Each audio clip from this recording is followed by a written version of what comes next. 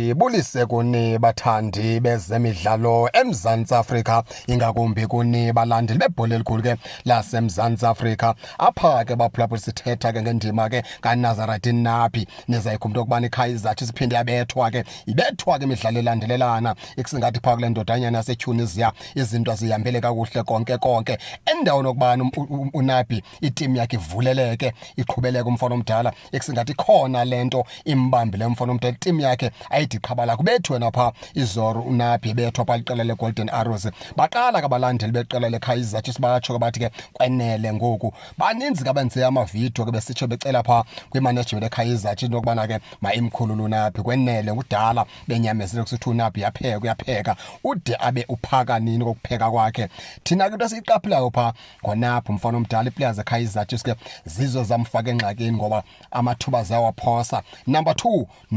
nakuye ke ngongabi naso starting lineup okusesakhe uzofikelela kwesisigaba esikwisizini engakabi na starting lineup yenye into ke mlemazileleyo ke uNapi. Number 3 ukusebenzisa imidfielders meba kasebenzise pha abafana noMarte ukumeba abasebenza pha kwiqela leKaizer Chiefs aqhubeleke yena yabasebenzisa zenye zezizathu ke ezakumbethisa pha zimkhuphe pha eNaturena. Labafananyana abancinci ke pha uMduduzi Tshabalala uVilakazi awunothi uthembele kakhulu ngaba bafana bamale ke bamane bethathwa beswapha ke kula nto yakwa MDC badlale pha kwi-reserve side abafana badala bakakhulu incam ngokwasemqondweni ibhola labo leselela abantwana abakazazi ukuthi benzani. Yabona ke i-youngster ekhulileyo pha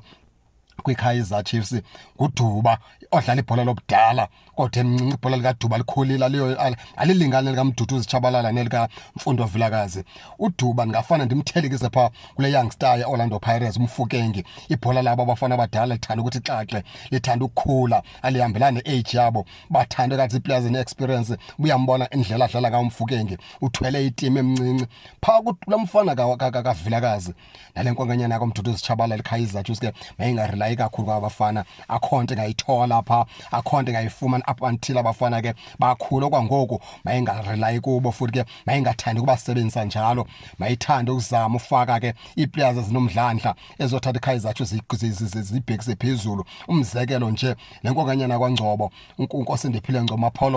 uMapholoba noko uphakamisile ngoba yabona kanti ubana kumfana omdala nawo amavanyana sethe wagain pha kwiqela leKaizer Chiefs kodwa ubuthetha ke ngomfundo Vilakazi noMduduzi Tshabalala Napi